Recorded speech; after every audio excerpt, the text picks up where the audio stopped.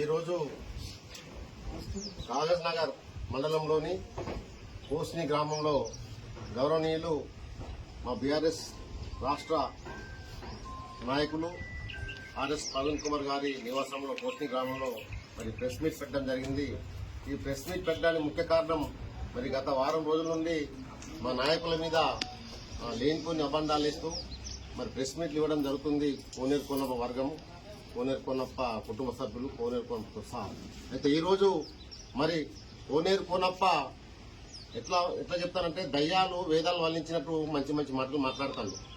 కోనేరు కోనప్ప గారు మీరు ఆర్ఎస్ ప్రవీణ్ కుమార్ గారినే మీరు ఇక్కడ వలసవాదని మీరు అనాల్సిన అంత దమ్ముధైర్యం తీసుకున్నారు. మీరు మీ చరిత్ర చూస్తే మీరు మా సిరిపూర్ తాలూకు ఇప్పుడు వచ్చింది. మీరు ఏ విధంగా వచ్చింది? మీరు ఎప్పుడైతే కేవీ నారాయణరావు ఇక్కడ మన సిరిపూర్ తాలూకాల సస్ల కంపెనీలు పనిచేయడానికి వచ్చిందో ఆయన పక్క నుండి ఆయన అర్చరుగా ఉండి ఆయన చీఫ్ విప్ ఉన్నప్పుడు ఆయన చేసినటువంటి గుండా పనులని మీరు చేసుకుంటూ ఎదిగి మీరు కదా వలసవాదులు ఇక్కడ వచ్చిన వాళ్ళు.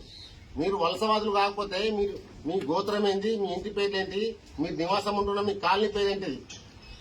మా తెలంగాణ రాష్ట్రంలో మా సిరిపూర్ తాలూకాలో గుంటూరు కాలనీ అని పేరు పెట్టుకుని బహిరంగంగా పేరు పెట్టుకున్న మీరు మా సిరిపూర్ తాలూకా ప్రజలందరికీ తెలుసు.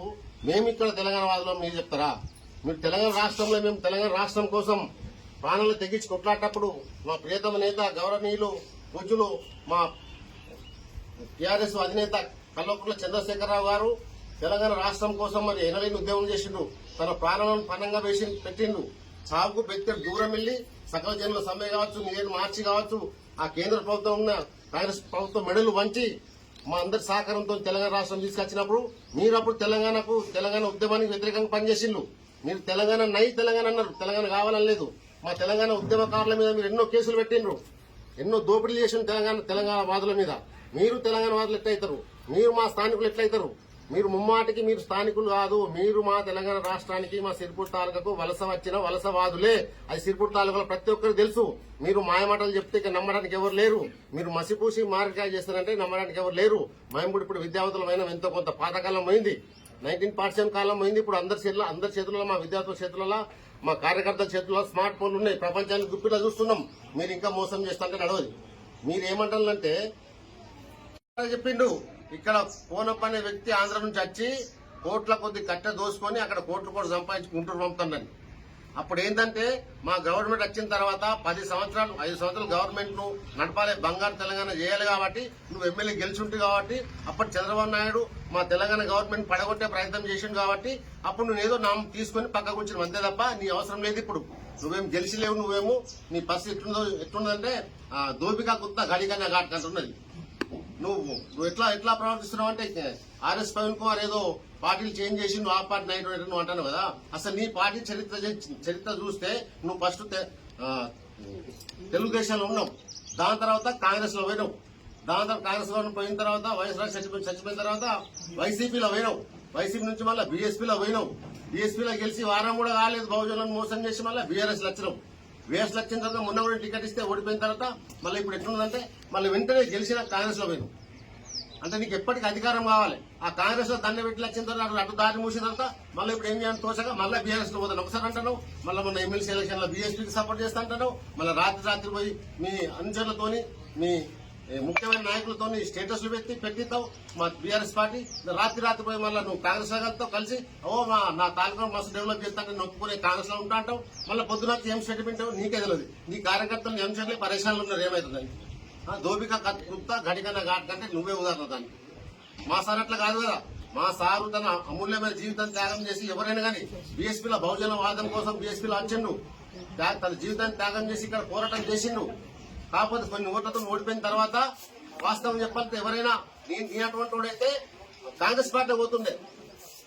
ఆల్రెడీ మన రేవంత్ రెడ్డి గారు గ్రీన్ కండువ వేసిండు, రెడ్ కార్పెట్ వేసిండు మా ప్రవీణ్ కుమార్ సార్ గారికి. ఏదంటే పోస్ట్ అని చెప్పిండు, టీపీసీఎస్సీ చైర్మన్ ఇస్తా అని చెప్పిండు, మినిస్టర్ ఇస్తా అని చెప్పిండు. అవన్నీ వదిలేసిండు. నేను ఉద్యమ పార్టీలో ఉంటాయి, ఎందుకంటే బీఆర్ఎస్ పార్టీ ఉద్యమ పార్టీ. బీఆర్ఎస్ పార్టీని బహుజనులకు న్యాయం చేస్తానని చెప్పేసి ఓడిపోయిన పార్టీలో పోయిన ఘనత మా ఆర్ఎస్పీది. గెలిచిన దాంట్లో పోయి నువ్వు మళ్ళా పండుగ చేసుకుని పోయే చరిత్ర నీది. నువ్వా మా ఆర్ఎస్ ప్రవీణ్ కుమార్ కోసం మాట్లాడేది. ఆ గింతంత లేడుగా పని మాట్లాడతారట. వాళ్ళు 15 మంది ఉన్నది మీరు మేము తలుచుకుంటే 1000 మంది వస్తారట. అసలు మేము 15 మంది ఉన్నామా, నీకు 1000 మంది వస్తారా? అసలు నీ ఎన్ని ఇండ్లు ఉన్నాయి? 30 ఇండ్లు 300 ఓట్లు. మా దయతో 3 సార్లు ఎమ్మెల్యేలు కదా మీరు. నువ్వు పిలిస్తే 10,000 మంది వస్తారా? మేము పిలిస్తే ఎన్ని మంది వస్తారు? నువ్వు 15 మంది అన్నావు కదా, ఒకసారి చూపే. 15 మంది ఉన్నా మేము? 15 మంది ఉన్నా ఒకసారి చూడు. ఒకసారి చూడు, 15 మంది ఉన్నామా? మేము కాదు, మా పసి బిడ్డలు కొట్టుకోబోతారు మీరు. దయచేసి మీరు కొనప్ప గారు ఇంకోసారి మా ఆర్ఎస్ ప్రవీణ్ కుమార్ సార్ మీద శివాకులు వాగుతాయి ఇట్లా నీకు పుట్టగతులు ఉన్నాయి. నేను ఇంకొకటి చెప్తున్నా, నేను మాలి సమాజం పరవడు చెప్తున్నా, నేను మాలి సంక్షేమ రాష్ట్ర అధ్యక్షుడిని. నాకు 95 ఊర్లలో మా కులస్తులు ఉన్నాం. ఇక్కడ ఒక్క చిటికేస్తే 10,000 మంది వస్తాం. మా మాలి కులస్తుడు ఎంత మోసం చేసినా తెలుసు. మా మాలి కులస్తుడు ఎంత మోసం చేసినావు మా మాలి కులస్తులు అందరికీ తెలుసు. మాకు ఎస్టీ సర్టిఫికేట్ ఇస్తానని చెప్పేసి మాయ మాటలు చెప్పి 3 సార్లు ఎమ్మెల్యే అయినా కానీ కనీసం ఆ అసెంబ్లీలో ఒక్క రోజు కూడా ఆ మాట మాట్లాడలేదు. ఒక్కసారి కూడా మా కోసం అసెంబ్లీలో మాట్లాడలేదు. మాకు 96 ఊర్లలో మేము 40,000 మంది జనాభా ఉంటే మాకు సిర్పూర్ తాలూకాలో కాకినాడలో ఒక భవనం లేదు. మనం ఎన్నిసార్లు నీ దగ్గరకు వచ్చినాం. ఇక చాలు, నీ మాయమాటలు పక్కన పెట్టు. నీ పరిస్థితి అగమ్య గోచరంగా ఉన్నది. నేను దేపుతలేరు. నువ్వు దయచేసి నీ ఏజ్ అయిపోయింది, నువ్వు రెస్ట్ తీసుకో. ఎందుకంటే నీ గొంతులో వైబ్రేషన్ వచ్చేది, నిలబడే అవకాశం లేదు. 3 సార్లు ఎమ్మెల్యేలు సరిపోతుంది. ఇది మా ప్రజలందరూ నీకు రెస్ట్ తీసుకొని తీర్పించు. దయచేసి రెస్ట్ తీసుకుంటే ఆరోగ్యంగా ఉంటాం, లేకపోతే మాత్రం మా తలకా చూపిస్తాం. జై తెలంగాణ. నేను సిర్పూర్ తాలూకాను డెవలప్ చేసినాను. ఎవరైతే జాగ్రత్తతో డెవలప్ చేసినా నువ్వు వచ్చినప్పుడు ఏమిటో నీకు? నువ్వు సిర్పూర్ తాలూకా వచ్చినప్పుడు ఏమిటో నీ దగ్గర చిప్ప చేతులు పట్టుకుని వచ్చి సైకిల్ ఉండే నీ దగ్గర.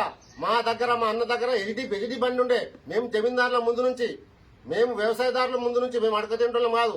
మీరు అక్కడ గతి లేక అక్కడ వెలేస్తే, ఆంధ్రాలో వెలేస్తే మీరు ఇక్కడ వచ్చి చిప్ప చేతులు పట్టుకుని వచ్చి సరస్సుల కంపెనీలో పనిచేసి మా మీద దోపిడీ చేసి మా నాయకులను దోచుకొని మా నిధులు దోచుకొని మీరు మాయమాటలు చెప్పి ఎలక్షన్లో నిలబడితే మా ప్రజలు అమాయకులు కాబట్టి మీరు ఇచ్చే డబ్బుకో దేనికో ఆశపడి రాజకీయం తెలియక ఓటు విలువ తెలియక మీకు ఓట్లు ఇస్తే 3 సార్లు ఎమ్మెల్యే అయితే కానీ మీరు దోచుకోవడానికి అవకాశం వచ్చింది. మీ మీద రేముండే మీరు రావడానికి. Doctor RS Praveen Kumar sir చిప్పజలు పట్టుకొని రాలేదు. ఆయన ఒక అడిషనల్ డీజీపీ, ఒక పెద్ద ర్యాంక్ ఆఫీసర్. అయినా అంత పెద్ద జీతం నెలకు 2,60,000 జీతాన్ని వదిలిపెట్టి ఈ సిర్పూర్ తాలూకాలో ఏదైతే అన్యాయాలు అక్రమాలు దోపిడీలు జరుగుతున్నాయో, ఈ వలసవాదులు ఆంధ్రులు మన ప్రజలకు అన్యాయం చేస్తాను అక్రమాలు చేస్తానని చెప్పేసి మీ చెర నుండి మమ్మల్ని విడిపేయడానికి, సిర్పూర్ను విడిపేయడానికి ఆయన త్యాగం చేసింది. ఆయన జీవితాన్ని త్యాగం చేసి ఆయన కుటుంబాన్ని వదిలిపెట్టి మా సిర్పూర్ తాలూకా వచ్చి ఒక సేవ చేస్తాను. ఇప్పుడు మీకు మింగుడు పడతలేదు. ఎందుకంటే ఆర్ఎస్ ప్రవీణ్ కుమార్ గారు సిర్పూర్ తాలూకాలో ఉంటే మీ అన్ని కథలు నడవయి.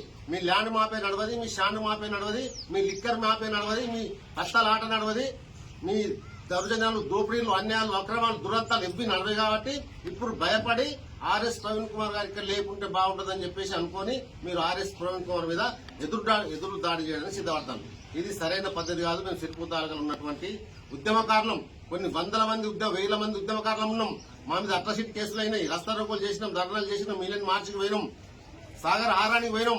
మా కావేటి సమ్మ ఎమ్మెల్యే గారు కాంగ్రెస్ గవర్నమెంట్ ఉన్నాక అసెంబ్లీ నల్ల జెండా పాసిండు. అది మా తెలంగాణ ఉద్యమకాల చరిత్ర. నువ్వేం చేసినావు మా తెలంగాణ రాష్ట్రం కోసం, మా సిర్పూర్ తాలూకా కోసం? సిర్పూర్ తాలూకా ఉన్నా అన్ని దోచుకున్నావా నువ్వు? పడితే గానీ నువ్వు కలిసి పోవంటున్నావా? నీకు సిర్పూర్ తాలూకా ప్రజలు బుద్ధి చెప్పింది కదా. నీకు అంత మంది మారబలం ఉంది. 3 సార్లు నువ్వు ఎమ్మెల్యే గెలిచినోడిని మా ఆర్ఎస్ ప్రవీణ్ కుమార్ గారు 3 నెలల్లో వచ్చి 46,000 ఓట్లు తీసుకొని మీ 60 సంవత్సరాల సామ్రాజ్యాన్ని కుప్ప చేసిండు. అది కదా ఆర్ఎస్ ప్రవీణ్ కుమార్ గొప్పతనం. మీరు ఆర్ఎస్ ప్రవీణ్ కుమార్ గారిని ప్రజలు తరిగి కొడతారు చెప్తారా? మిమ్మల్ని ప్రజలు తరిగి కొట్టడానికే మీకు ఇంటిచ్చిర్రు. నీ కాలం చెల్లింది, నీ దోపిడీలు సరిపోతాయి, నీ అన్యాయాలు అక్రమాలు జాలిగా నువ్వు చేసింది చాలు. మా ఉద్యమకారులు చేసిన అట్రాసిటీ కేసులు చాలు, మా చేసిన రేప్ కేసులు చాలు, మా చేసిన దొంగతనం కేసులు చాలు, మా భూములు గుంజుకున్నది చాలు, మా నిధులు నియామకాలు గుంజుకున్నది చాలు, మనం చేసిన కేసులు చాలని చెప్పేసి ప్రజలు నీకు తీర్పిచ్చిండు. ఏమని తీర్పిచ్చిండు? నీ ఓటమే దానికి ఉదాహరణ. నువ్వు సిర్పూర్ తాలూకా నుండి వెళ్లిపోవాల్సిందే. నీకు పుట్టగతులు లేవు ఇక్కడ. నువ్వెన్ని మాయ వేషాలు వేసినా నమ్మడానికి సిద్ధంగా లేరు. అయితే ఈ రోజు మరి